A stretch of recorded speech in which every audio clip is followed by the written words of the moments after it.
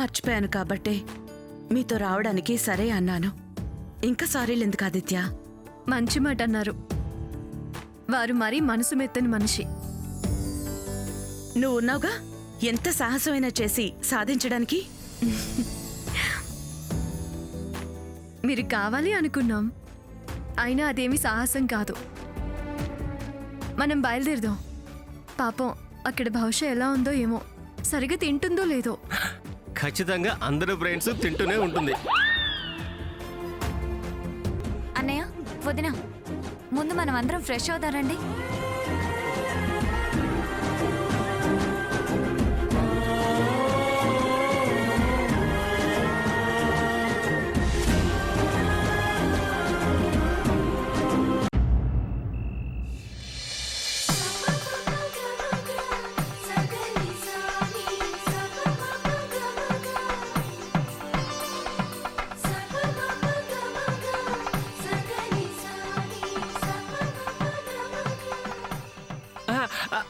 స్వాతి గారు రండి.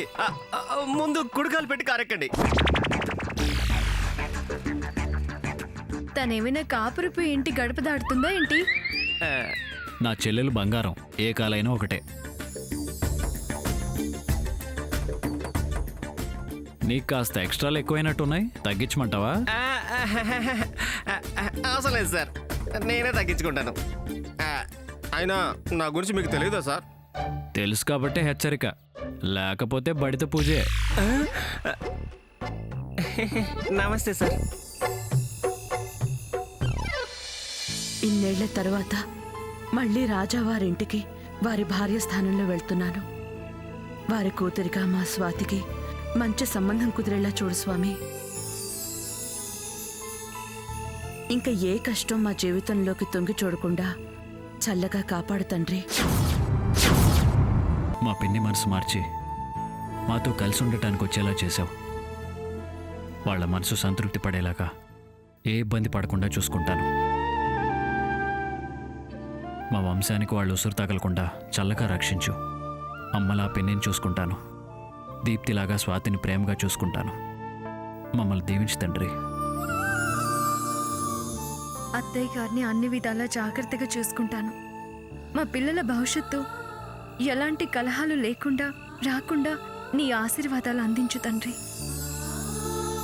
సార్ పదండి సార్, ముహూర్తం దాటిపోయేలా ఉంది. పదండి, పద పిన్ని.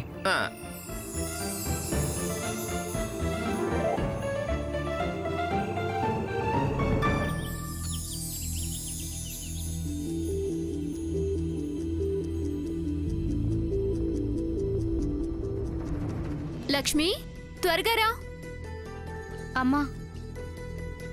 ఏంటమ్మా? ఇదిగో ఈ బెడ్షీట్ తీసేసి ఇక్కడ ఈ బెడ్షీట్, ఈ పిల్లో కవర్స్ నీట్ గా వేయి, ఓకేనా? అలాగే. సుబ్బయ్య, వస్తురమ్మా. అమ్మా సుబ్బయ్య,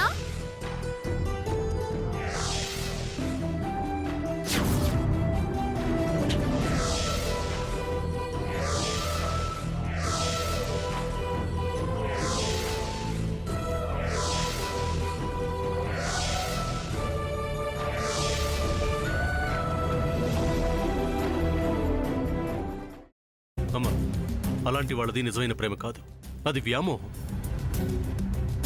ఎగ్జాక్ట్లీ చిన్నత్త, నిజంగా ప్రేమించుకున్న వాళ్ళు అలా చేయరు. ఎంత మనసు విరిగిపోతే కన్న కూతుర్ని పట్టుకొని మా దృష్టిలో చచ్చిపోయా ఉంటుందా తల్లి? అది సరే అమ్మా, తన కూతురుతో తన మాట అనేటప్పుడు ఆమె మాటల్లో వ్యథ, కళ్ళల్లో బాధ గమనించావమ్మా? పెద్దబాబుకు బర్త్డే విషెస్ చెప్పు కూడా వెళ్ళాం కదా. ఊరికే ఎలా కాలిపోతుంది? మంట పెడితేనో పడితేనో తగలబడుతుంది.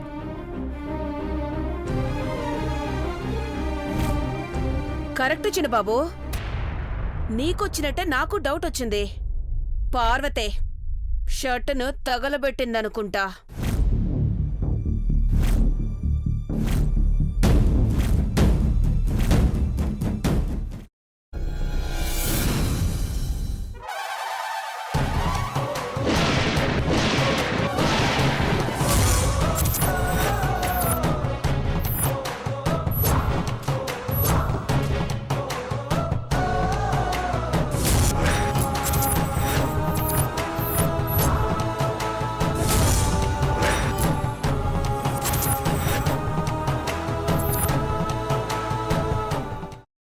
వేసుకున్న తర్వాత పొట్టు తీసేసి చాప్ చేసి పక్కన పెట్టుకోవాలి. ఒక ప్యాన్లో కొద్దిగా నూనె వేడి చేసి అందులో ఆవాలు, మినప్పప్పు, శనగపప్పు, కరివేపాకు, సన్నగా తరిగి పెట్టుకున్న ఉల్లిపాయలు వేసుకుని 1 నిమిషం పాటు వేయించుకోవాలి. ఆ తర్వాత కాల్చి కట్ చేసి పెట్టుకున్న వంకాయని కూడా అందులో వేసుకుని బాగా మిక్స్ చేసి బౌల్లోకి ట్రాన్స్ఫర్ చేసుకుని అందులో తగినంత చిక్కటి పెరుగు లేదా పల్చటి పెరుగు వేసుకుని మిక్స్ చేసి అన్నంతో కానివ్వండి, చపాతీతో కానివ్వండి సర్వ్ చేసినా చాలా బాగుంటుంది.